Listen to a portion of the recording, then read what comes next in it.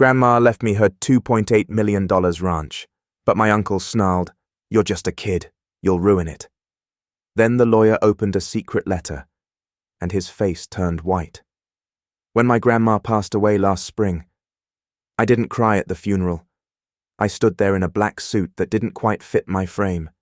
Not because I didn't care, but because I couldn't process it yet. I was 22, just a few months out of college, and she was the only person who had ever made me feel truly seen. Everyone else in our family kind of just tolerated me. But Grandma Evelyn, she actually listened. She'd call every week, no matter what. She'd send letters, real ones, with her careful, cursive handwriting, and she'd always sign them. "Don't forget, you're already enough. Logan." So, when I tell you what happened after the funeral, I need you to understand this wasn't just about money. This was about the one person who never treated me like I was an inconvenience being taken from me, and then having everything she left behind threatened by people who didn't deserve a dime. The ranch was something of a legend in our family. 200 acres of open land, rolling hills, barns that smelled like hay and would smoke, and a little house with creaky floors and warm light. Grandma had lived there her entire life. So had her father. She was the last of that line. Or so everyone thought. My mom used to tell me that one day my uncle would run it when she passed, that it was the natural order. But I think my grandma saw how fake they all were, how everyone, my Uncle Rick especially, only started visiting once her health took a turn.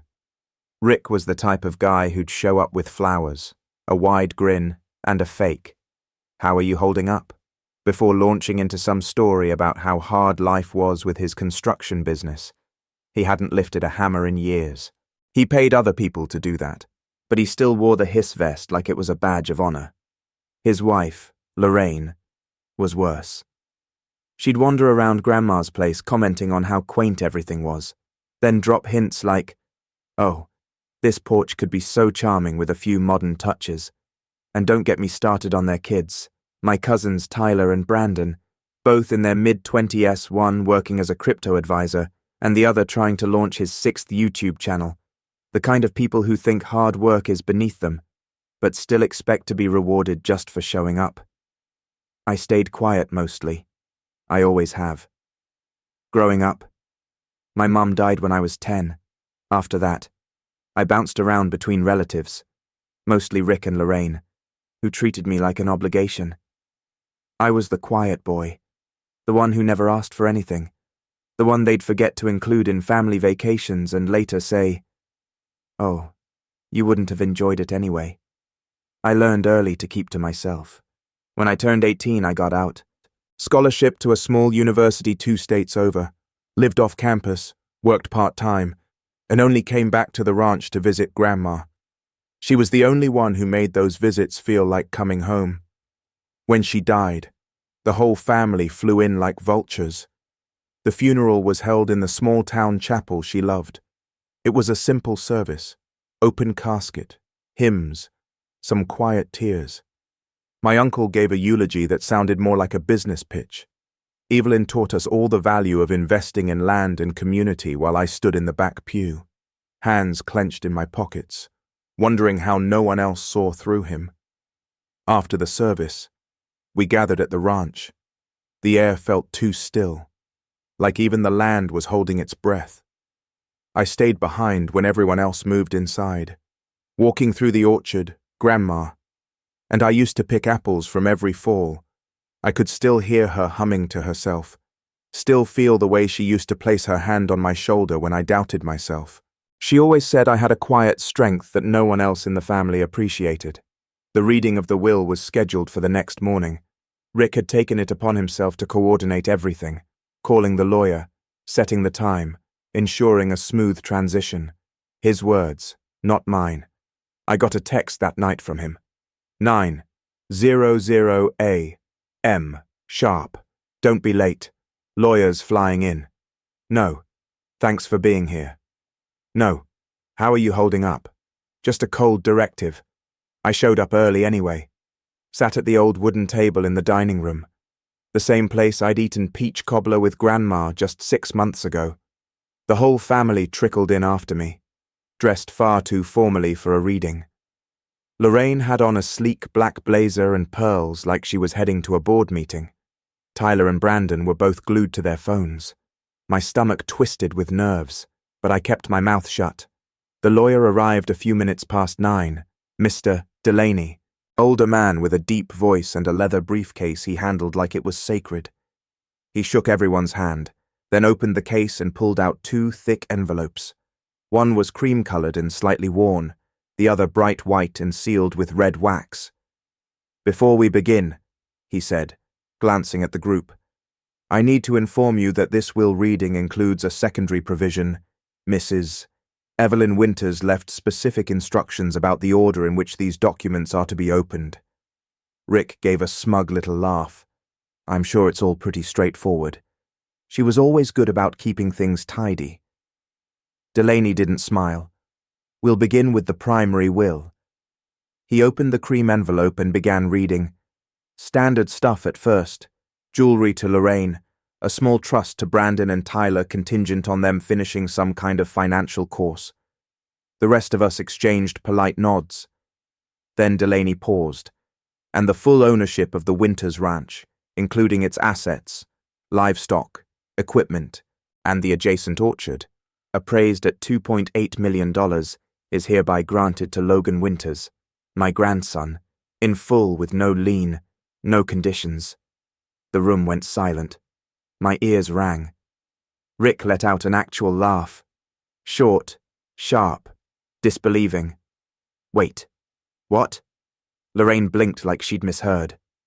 Tyler looked up from his phone. Brandon said, "That's got to be a typo." But Delaney was already continuing, listing coordinates, parcel numbers, transfer clauses. I sat frozen, hard hammering in my chest, not quite sure I was hearing correctly. Rick stood. "That doesn't make any sense. He's just a kid. He doesn't know how to run a ranch."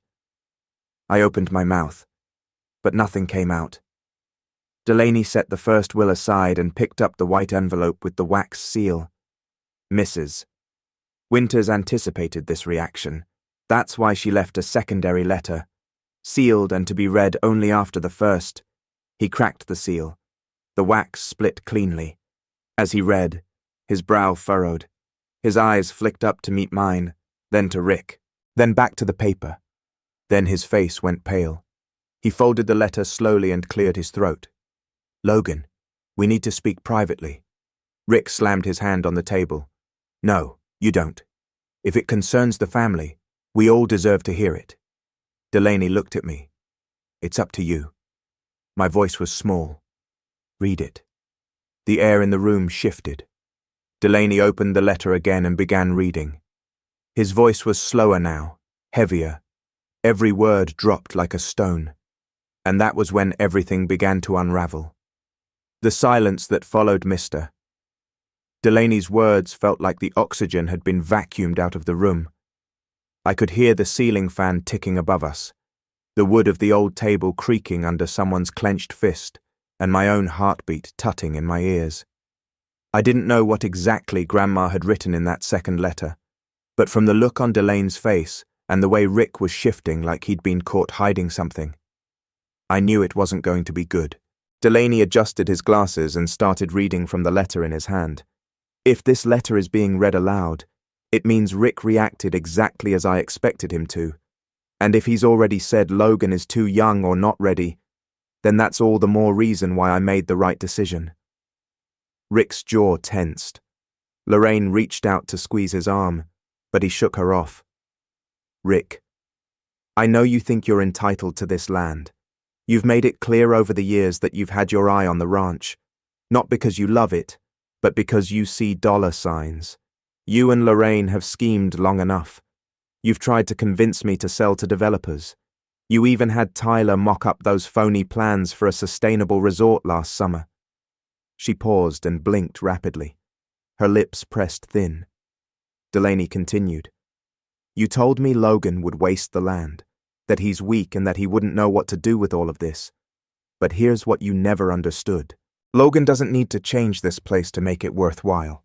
He sees it. He sees the value in keeping it what it is. He sees me. To Logan.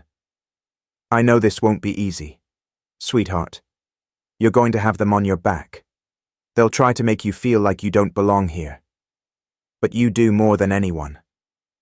You are the last person I trust to keep this place safe. Delaney lowered the letter.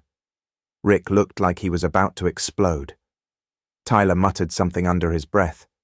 Something like, "This is such crap," but I was too stunned to even register it fully. Rick pushed back his chair so hard it screeched against the floor. This is insane. This is some kind of manipulation. She was sick. Probably not even in her right mind when she wrote that. Delaney calmly slid a notarized medical certificate across the table. Mrs. Winters had a psychiatric evaluation and full mental competency test administered by a third-party specialist 2 months before this was signed. She was fully lucid, fully aware. These decisions were made with complete legal oversight. Rick stood.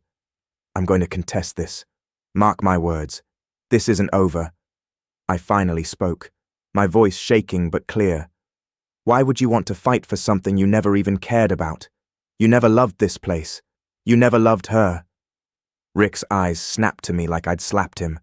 Don't act like you knew her better than I did, kid. You were a sympathy case, a broken toy she felt sorry for. That's why she kept you around. Something in me cracked. I stood, too. You only ever showed up when it was convenient for you, when there was a check to cash or a favor to ask. She saw through you years ago. Rick, everyone did. You were just too arrogant to notice. The lawyer cleared his throat, trying to keep the tension from erupting. The deed transfer will be processed within the week. You are all, of course, free to contest, but I advise you to consider the strength of the documents. No one said anything. Eventually, Rick and his family stormed out. Lorraine muttered something about lawyers. Brandon made a point of knocking over a decorative bowl on the way out like that was supposed to hurt me. I stayed behind while Delaney packed up. He placed a hand on my shoulder before leaving. She believed in you. Logan, don't let them make you forget that. The next few days were tense. At first, I tried to keep to myself. I moved into the ranch house just like Grandma would have wanted. It was strange waking up in the master bedroom surrounded by the scent of lavender and cedar. I could still feel her presence in every room. I made coffee in her old percolator. I kept the same wooden wind chime on the front porch. For a few quiet moments, it felt like I was doing the right thing. But Rick wasn't done. On the third day, a white SUV pulled into the driveway. I was mocking out the barn when I saw it through the slats.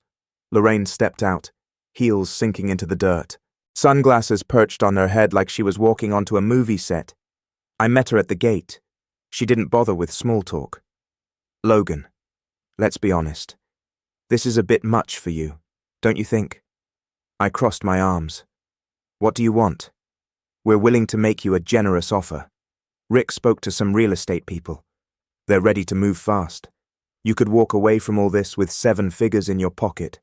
No hassle, no stress. You're young. You don't need to be tied down to some old property in the middle of nowhere. I laughed. Is that what you told Grandma when you tried to get her to sell? Her smile tightened. We were trying to help her retire comfortably. She was retired. She was happy here. Come on, Logan. Be smart. You're not cut out for this. You're a college kid with no experience. What are you going to do? Raise cattle? Fix fences? Plant crops? I stared at her. I'll learn. She sighed. This is your chance to move on. Start fresh. If you hold on to this place, it's only going to cause problems. You mean it's going to cause you problems? Her jaw clenched. She turned on her heel and walked back to the SUV. As it drove away, I saw Tyler in the passenger seat, flipping me off through the tinted window. That night, someone slashed my truck tires. I didn't have security cameras yet, but I didn't need them to guess who was responsible.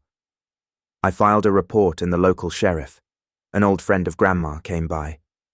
He didn't say much, but I could tell he knew who'd done it. 2. Keep your head up, he said. This kind of stuff tends to escalate before it settles. He was right. The next week, I started getting calls. Local businesses Grandma used to deal with, feed store, tractor supplier. Even the vets suddenly started refusing to work with me, politely but firmly. One of them even said, "Sorry, but I've been told to avoid involvement until things settle legally." Turns out Rick had called nearly every vendor and told them the will was being contested and that I was under investigation for manipulation. It was all lies. But in a small town, rumors move faster than facts. I was suddenly the center of whispers. At the diner, people stared. Some old-timers wouldn't meet my eyes. Others gave me pitying looks. I started to feel isolated, boxed in, exactly what Rick wanted. Then came the real betrayal. One afternoon, I came back from the hardware store to find the front door wide open. I ran inside. Nothing was missing, but the place had been searched. Drawers open, cabinets rifled through. My laptop gone. So were the legal documents Delaney had given me. The only thing they left untouched was the photo of me and Grandma on the mantel. I knew who'd done it. I didn't have proof, but I knew. I called Delaney immediately. He told me to stay calm and that he'd send replacements for the documents. But the violation, the way they had invaded the house, it shook me.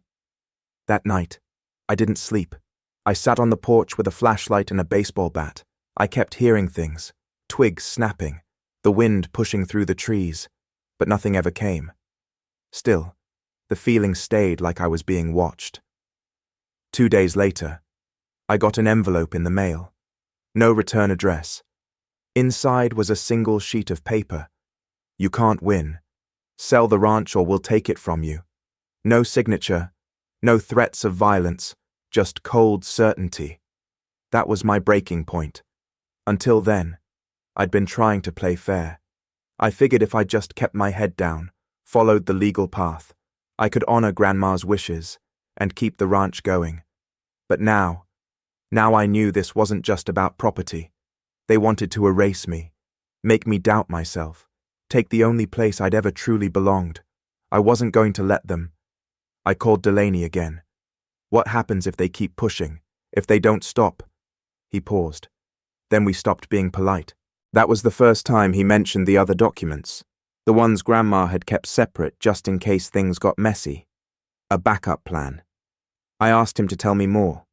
He said it would be better if he showed me in person. I told him to come immediately. What he revealed next changed everything. Delaney arrived the next morning, pulling up in a dusty grey sedan.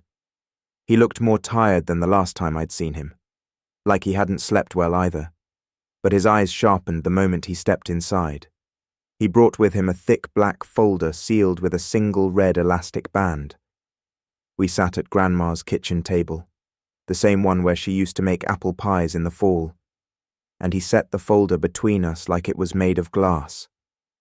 "What I'm about to show you," he said, "was Evelyn's safety net. She knew Rick. She knew he wouldn't go quietly. So she left me this. She called it Plan B." He undid the band and opened the folder. Inside were dozens of documents, scans of old letters, legal contracts, a deed I'd never seen before, and most shocking of all, an audio recording on a small USB stick. "Your grandmother started recording conversations at the house after she got suspicious. Delaney explained she kept them mostly between herself and Rick. Turns out she caught more than she expected. He handed me the USB and let me plug it into my laptop. The audio file was labeled simply Our Winter's August. I clicked play. What came next made my blood go cold. Rick's voice crackled through the speakers, low and casual. "It's simple. You convince her to sell. We move her into that retirement condo in town. She's got no reason to hold on to this dump anymore. We tell her Logan's moving out of state, maybe got a job in Seattle or something. The old lady's sentimental. Use it." Lorraine's voice chimed in faintly. "And if she says no?" Rick chuckled. "Then we make it hard for her to stay.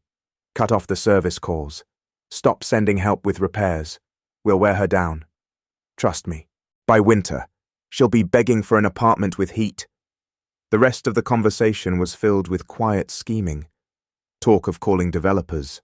Talk of using Tyler as a plant to make her think the younger generation wanted the land gone.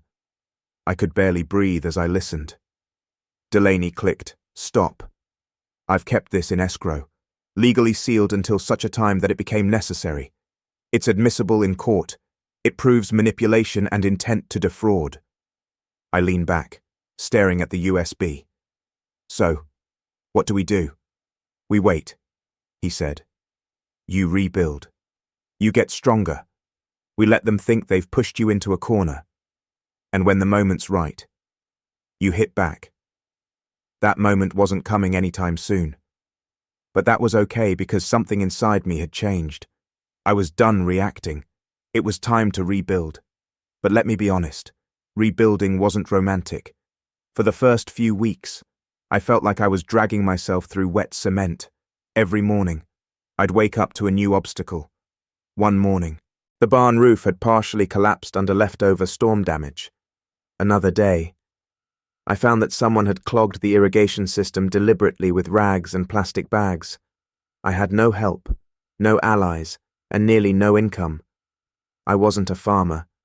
I was a 22-year-old with calluses forming too slow and problems piling up too fast.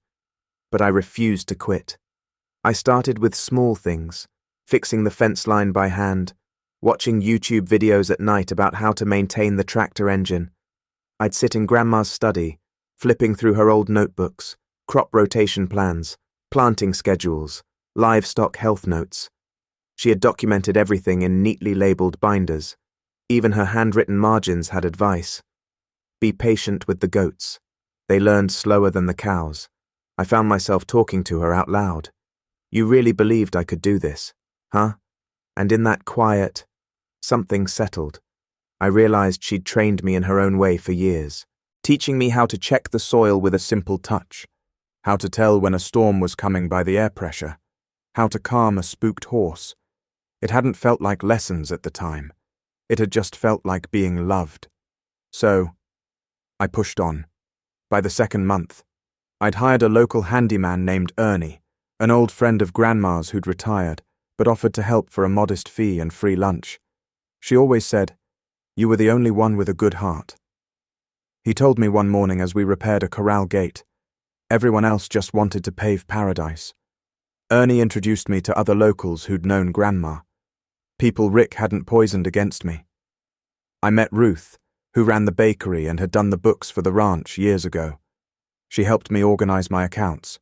I met Louise, who had a landscaping business and offered to help trim the overgrown orchard in exchange for firewood. Bit by bit, the ranch started to breathe again. The air smelled sweeter, the grass looked greener, and my hands, once soft from years of keyboard typing, grew rough and capable.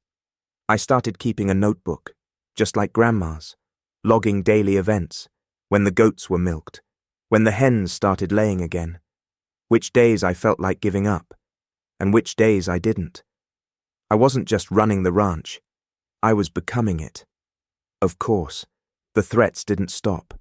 Rick filed to contest the will, citing undue influence.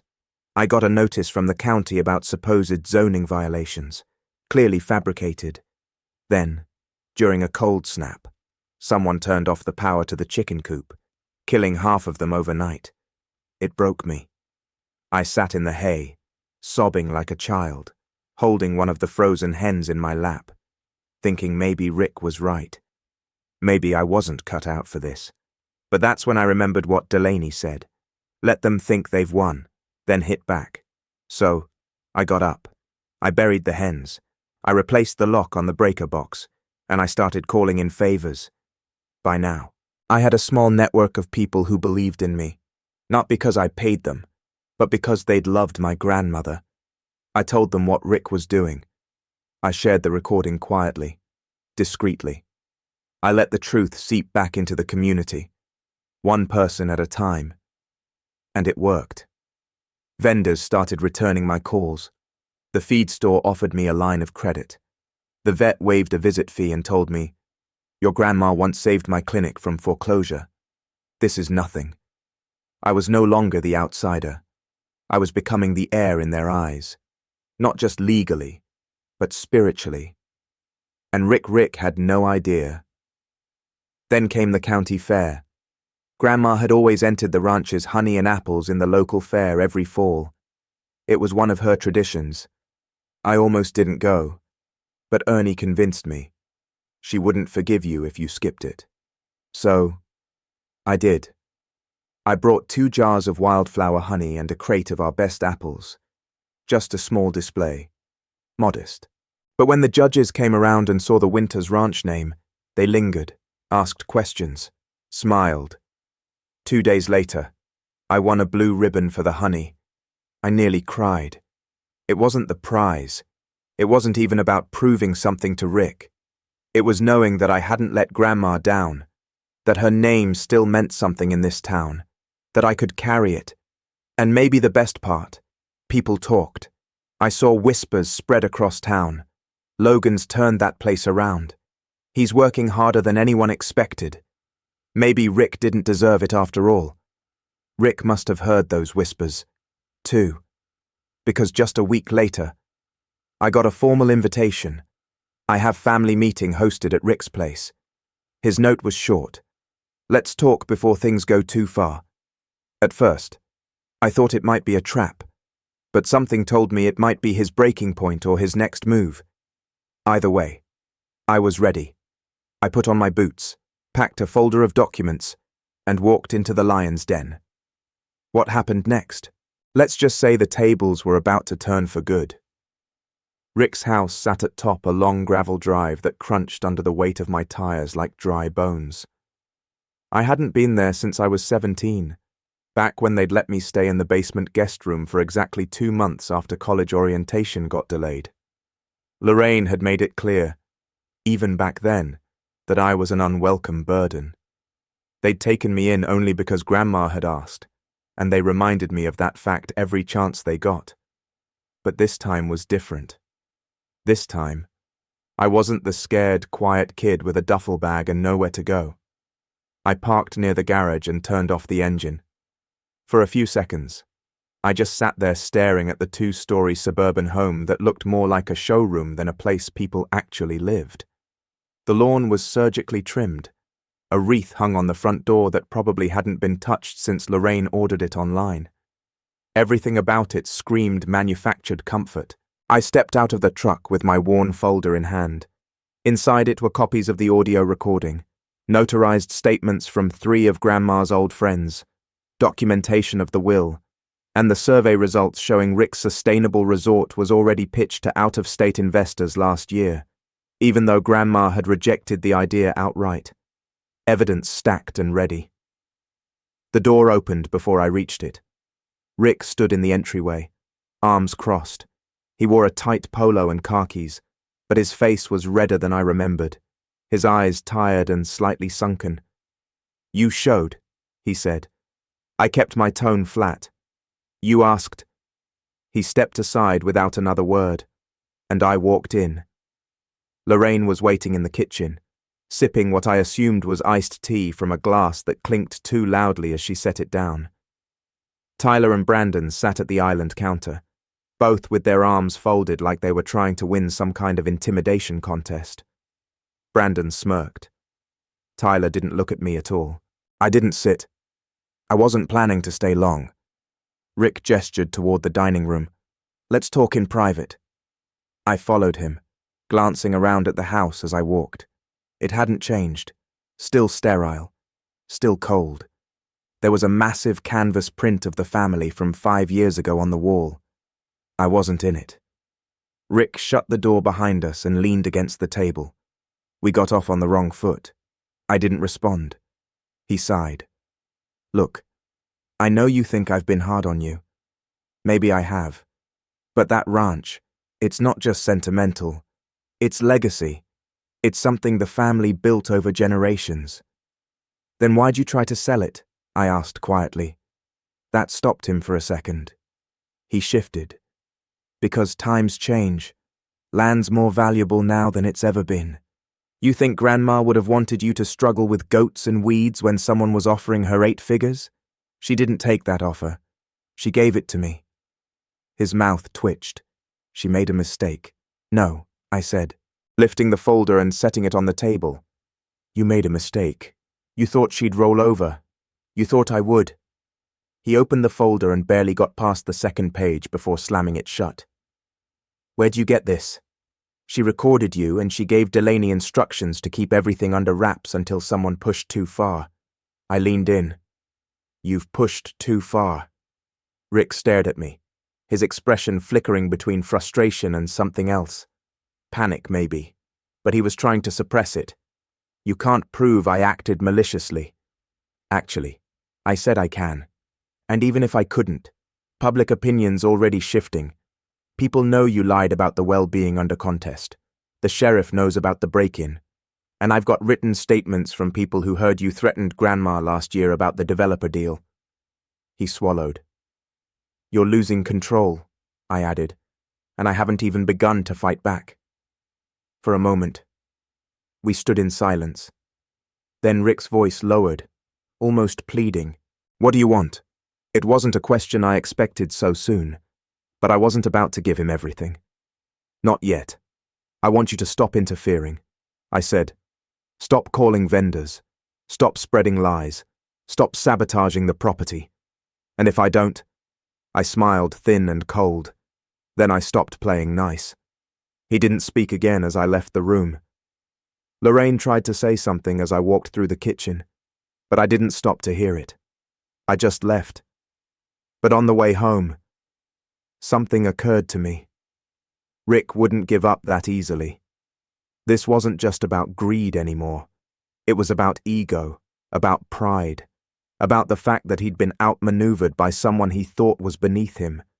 I could walk into his house and drop evidence in his lap, and he still wouldn't accept that he'd lost. So, I needed to make him feel the loss, and that meant more than legal threats. It meant exposure. That night, I called Delaney and laid out a plan. Step 1, go public. I wrote an open letter to the town's local paper framed as a tribute to Grandma.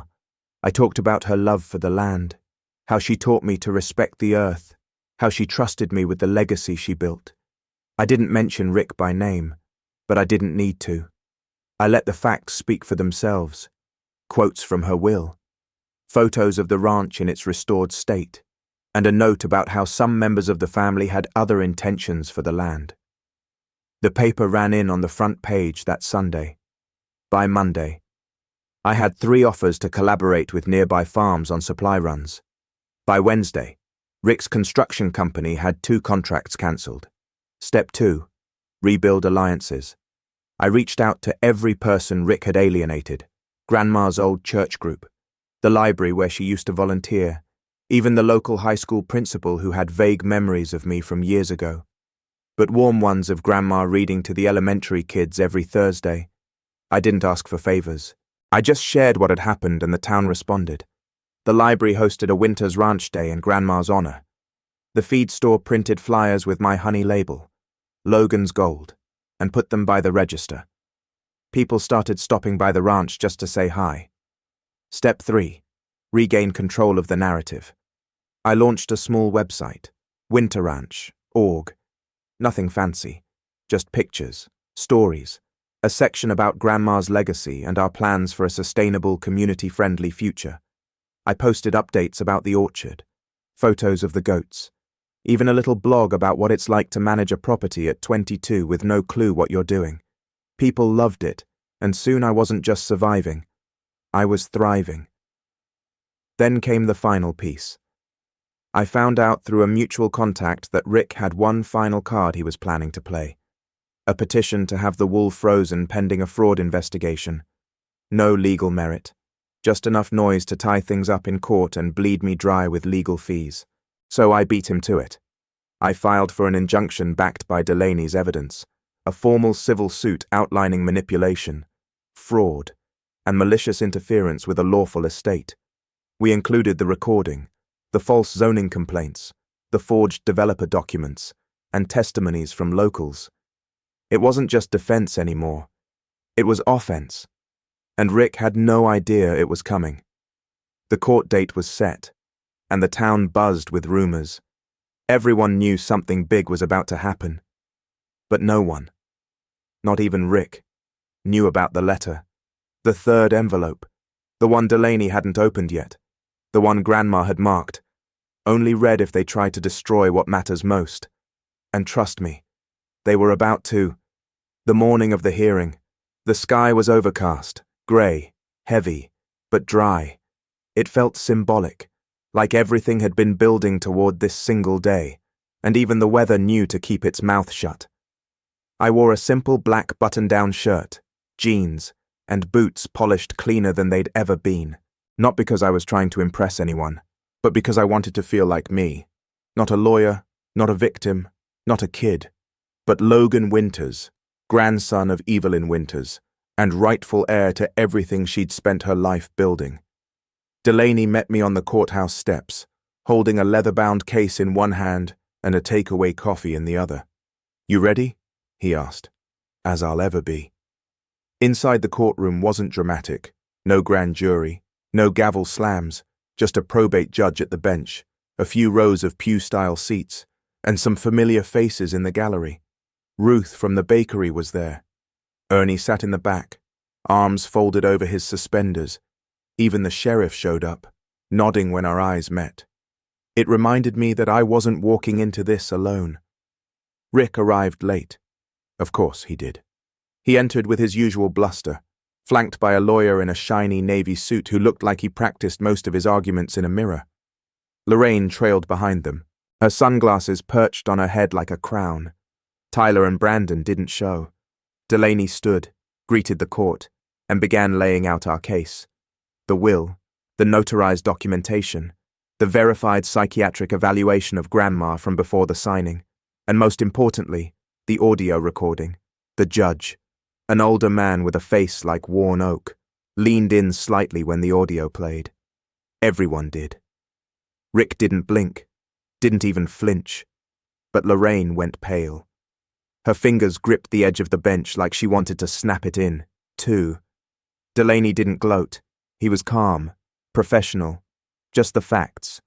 And when Rick's lawyer took the floor, everything fell apart. "Your Honor, this is a clear case of undue influence. The decedent was manipulated by the plaintiff, a young and emotionally dependent relative." Delaney interrupted with a motion to admit the envelope. The third one. The judge raised an eyebrow. "There's more." Delaney nodded. This was left in trust, unopened, until the family's actions warranted it. It contains Evelyn Winters' final personal statement, legally notarized, dated 1 week before her passing. The Biff took the envelope to the judge, who slid it open with a small knife. The courtroom fell completely silent. The judge read. His eyebrows rose, then lowered, then rose again. When he finished, he set the letter down and looked up. "I'm entering this into the record." He cleared his throat and began to read aloud. "If they are reading this, it means the people I feared would try to undo my final wishes have done just that. Rick, I'm talking to you. I know you. I know how your pride works.